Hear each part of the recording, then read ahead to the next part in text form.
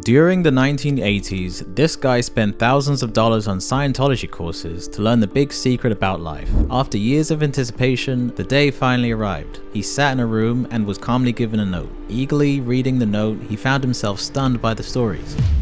The note gave details on ancient aliens, galactic battles, and volcanoes. The Church of Scientology has many beliefs that a lot of us would consider unusual. Early on in the religion, there was a belief that the founder, L. Ron Hubbard, would come back from the grave to rescue Earth from an apocalyptic alien invasion. And it was also implied that Jesus was gay. They tried to keep these beliefs under wraps, and their members are usually coerced into secrecy. Revealing these secrets means punishment, and leaving the church isn't easy.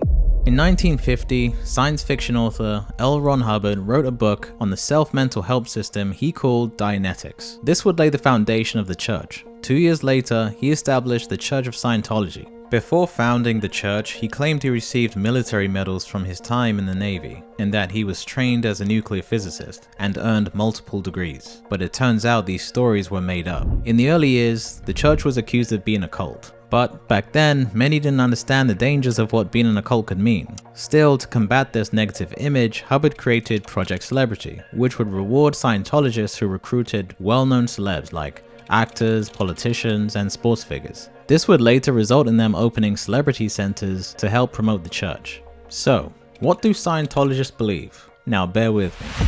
75 million years ago, Xenu, who was a tyrannical ruler of a galactic confederacy, brought billions of alien souls to planet Earth and dropped them into volcanoes. Every human on this planet is really an alien soul trapped in a human body. They call these alien souls Thetans. These Thetans have lived through many different past lives and will continue to live many future lives until they reach spiritual enlightenment. Members of the church have to progress spiritually by completing levels. Each level means a higher state of consciousness, called Operating Thetan Levels, or OTL.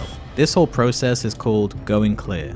Scientology is constantly looking to recruit new members, but they've said to favor a certain criteria. For example, someone who's looking for a deeper meaning in life, someone who's going through a stressful period like a divorce, or even a recent life change like going off to college. This makes it easier for new members to be brainwashed. They like to use tactics like constant repetition of their beliefs, intense social pressure, diet manipulation, sleep deprivation, lack of privacy, and forcing you to distance yourself from friends and family members who are critical of the church. To advance in Scientology, you have to undergo the auditing counseling sessions, which are supposed to rid you of negative influences from your past. During these sessions, they'll have you reveal all your darkest secrets and thoughts. Every bad thing you've ever done and said has to be revealed. Every time you reach a new level, there's a new revelation. But to find out more, you'll have to progress to the next level. Progressing to each level can cost tens of thousands of dollars. And if you do or say anything the church doesn't like, they can put you down a level. And you'll have to spend the time and money to progress again. Since the day you start to practice Scientology, all your thoughts are documented. There's not a lot of privacy between you and the church.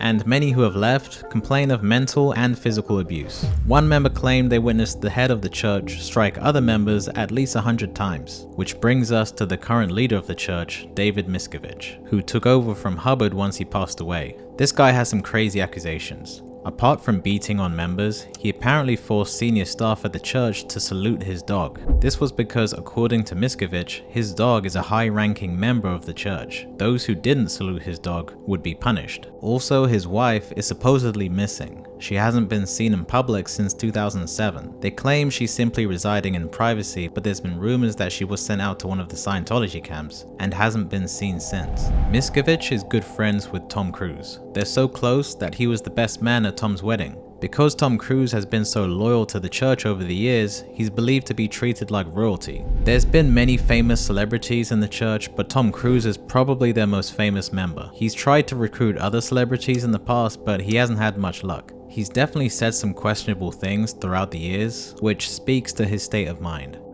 Psychiatry is a pseudoscience. There is no such thing as a chemical imbalance. Katie Holmes, Tom's ex-wife, had to leave with their daughter in the middle of the night to escape the church. However, she still refuses to give details on why she left. Even if Cruise wanted to leave Scientology, it would be tough. He's done decades worth of auditing sessions. Every dark secret or thought he's ever had could now be used against him if he decided to leave. Meet Leah Remini. She's an actress and former Scientologist. She describes that the church forbids you to consume information from outside sources like the news, books, or magazines. Their reasoning is that it's all lies meant to harm Scientology. If you're found out to be reading something like Time magazine, you'll be met with punishment at your expense. Their policies actually mandate to destroy people's lives. It actually has doctrine that says that says find out what's important to them and go after it. I don't know other churches that demand to destroy people's lives if they leave and speak out publicly against it. Members of the church tend to keep a close eye on each other. Any doubts or disagreements with the doctrine of the church gets reported. Any major disagreements with the church can end up with you being kicked out. But once you're out, they're not done with you.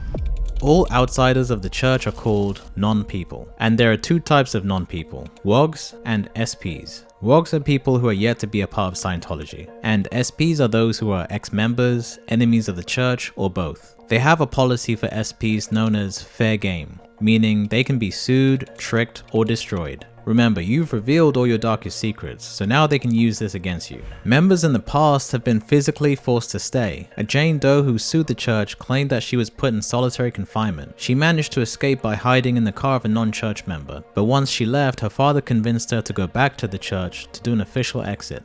When she returned, she was held prisoner for 3 months and repeatedly forced to make false confessions. When she did finally manage to escape, she said the church started spreading rumors about her online. She was also being stalked by private investigators. There are cases of ex-members still being harassed by the church for 30 years after they've left. Aside from harassment and false rumors, the church has even reported people for false crimes. They see defectors as a big problem, as they could leak sensitive information and damage their reputation. And the reputation of the church is everything. They've taken many steps throughout the years to shape the public perception of Scientology. For example, in the 1970s, they started a global operation. They sent hundreds of their members undercover to infiltrate government agencies all over the world. They successfully infiltrated the IRS, the DEA, the National Institute of Mental Health, the American Medical Association, and embassies all over the world. They would monitor internal meetings about Scientology and destroy any documents they felt were harmful to the church. All of this effort was to preserve their reputation, so they could recruit new members. Thanks for watching, and if you enjoyed this, like and subscribe, and let me know what you think in the comments.